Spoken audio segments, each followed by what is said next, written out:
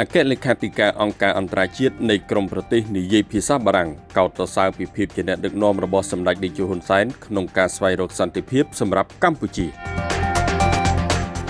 នៅវិមានសាមគ្គីនៃប្រសិទ្ធិនាព្រឹកថ្ងៃច័ន្ទទី2ខែមីនាឆ្នាំ2026នេះសម្ដេចអគ្គមហាសេនាបតីតេជោហ៊ុនសែនប្រមុខរដ្ឋស្ដីទីនៃព្រះរាជាណាចក្រកម្ពុជាបានអនុញ្ញាតឲ្យលោកជំទាវ លូវីស ម៉ូស៊ីគីវ៉ាបូអគ្គលេខាធិការអង្គការអន្តរជាតិនៃក្រមប្រទេសនិយាយភាសាបារាំង Francophonie ចូលជួបសម្ដែងការគួរសមនិងពិភាក្សាការងារឯកឧត្តមជាធិរិទ្ធអ្នកនាំពាក្យប្រសិទ្ធិបានឲ្យដឹងនៅក្រៅជំនួបនេះថា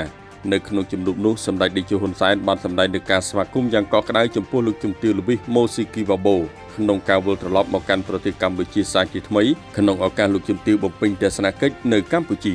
សម្ដេចតេជោហ៊ុនសែនបានចាត់ទុកវត្តមានរបស់លោកជំទាវថាជាផ្នែកមួយដ៏សំខាន់ក្នុងការចូលរួមចំណែកលើកទឹកចិត្តនិងគាំទ្រកម្ពុជាក្នុងការរៀបចំកិច្ចប្រជុំកំពូល Francophonie ដែលគ្រោងធ្វើឡើងនៅអំឡុងខែវិច្ឆិកាឆ្នាំ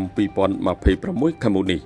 លោកជំទាវអគ្គលេខាធិការអង្គការអន្តរជាតិ Francophonie បានអរគុណចំពោះសម្ដេចតេជោនិងការបដិសណ្ឋារកិច្ចស្វាគមន៍ចំពោះលោកជំទាវនិងគណៈប្រតិភូនៅពេលនេះលោកជំទាវបានរំលេចពេលដែលលោកជំទាវបានអញ្ជើញមកដល់កម្ពុជាគឺលោកជំទាវបានឃើញពីភាពរីកចម្រើនរបស់កម្ពុជាជាពិសេសនៅអាកាសយានដ្ឋានអន្តរជាតិតេជោ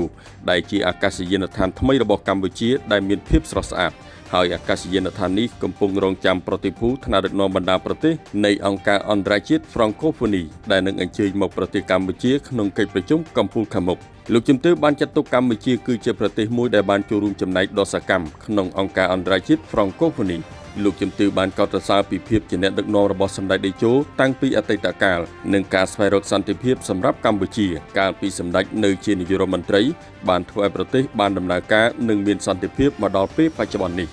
សម្ដេចតេជោបានសម្ដែងនូវការពេញចិត្តចំពោះការលើកឡើងរបស់លោកជំទាវសម្ដេចតេជោបានបញ្ជាក់ថាកម្ពុជារងចាំការស្វាគមន៍នៅប្រតិភូអង្គការអន្តរជាតិ Francophonie នៅពេលខាងមុខសម្ដេចតេជោបានបន្តថាបច្ចុប្បន្ននេះទោះបីជាពិភពលោកបន្តនៅសកម្មភាពដ៏ស្មុគស្មាញក៏ពិតមែនតែតាមរយៈនៃកិច្ចប្រជុំកំពូល Francophonie ដែលកម្ពុជានឹងធ្វើជាម្ចាស់ផ្ទះនោះសម្ដេចសង្ឃឹមថានឹងទទួលបានលទ្ធផលជោគជ័យល្អប្រសើរទុកជាប្រវត្តិសាស្ត្រក្នុងប្រទេសកម្ពុជាផងនិងប្រវត្តិសាស្ត្រនៃកិច្ចប្រជុំកំពូល Francophonie ដែលកម្ពុជាត្រូវធ្វើជាម្ចាស់ផ្ទះផងដែរសម្ដេចតេជោសង្ឃឹមថាលោកជំទាវនឹងគាំទ្រដល់កម្ពុជាក្នុងការធ្វើជាម្ចាស់ផ្ទះនៃកិច្ចប្រជុំកំពូលនេះ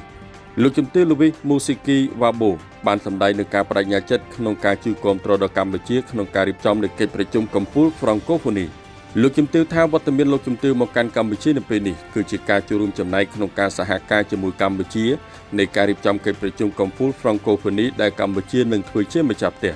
នៅក្នុងបរិបទពិភពលោកដ៏ស្មុគស្មាញនេះលោកជំទាវបានទទួលស្គាល់ពីភាពស្មុគស្មាញរបស់ពិភពលោកដែលតម្រូវឲ្យបណ្ដាប្រទេសនៅក្នុងអង្គការ Francophonie មានការគិតគូរចំពោះបញ្ហានេះផងដែរ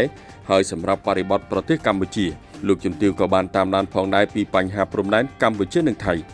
លោកជំទាវបានបញ្ជាក់ប្រាប់សម្ដេចតេជោថាលោកជំទាវអញ្ជើញមកប្រទេសកម្ពុជានៅពេលនេះលោកជំទាវក៏នឹងឆ្លៀតទៅសួរសុខទុក្ខបងប្អូនជនភៀសខ្លួននៅព្រំដែនផងដែរសម្ដេចតេជោបានសម្ដែងនូវការអរគុណចំពោះការចាប់អារម្មណ៍របស់លោកជំទាវដែលមានបំណងគ្រោងទៅជួបបងប្អូនជនភៀសខ្លួននៅព្រំដែនសម្ដេចតេជោបានចាត់ទុកដំណើរទស្សនកិច្ចរបស់លោកជំទាវនៅកម្ពុជាជាពិសេសការគ្រោងទៅសួរសុខទុក្ខបងប្អូនជនភៀសសឹកគឺជាការបង្ហាញយ៉ាងច្បាស់នៅជំហររបស់លោកជំទាវក្នុងការគាំទ្រដល់សន្តិភាពដែលមិនចង់ឃើញសង្គ្រាមកើតឡើងសម្ដេចតេជោក៏បានផ្ញើសារតាមរយៈលោកជំទាវថាសូមឲ្យថ្នាក់ដឹកនាំដែលត្រូវអញ្ជើញមកចូលរួមក្នុងកិច្ចប្រជុំកំពូលខាងមុខនោះសូមកុំមានការព្រួយបារម្ភត្បិតកម្ពុជាមានបញ្ហាចំនួនព្រំដែនជាមួយថៃតែមិនជះឥទ្ធិពលដល់កិច្ចប្រជុំកំពូលដ៏មានសារៈសំខាន់ខាងមុខនោះទេ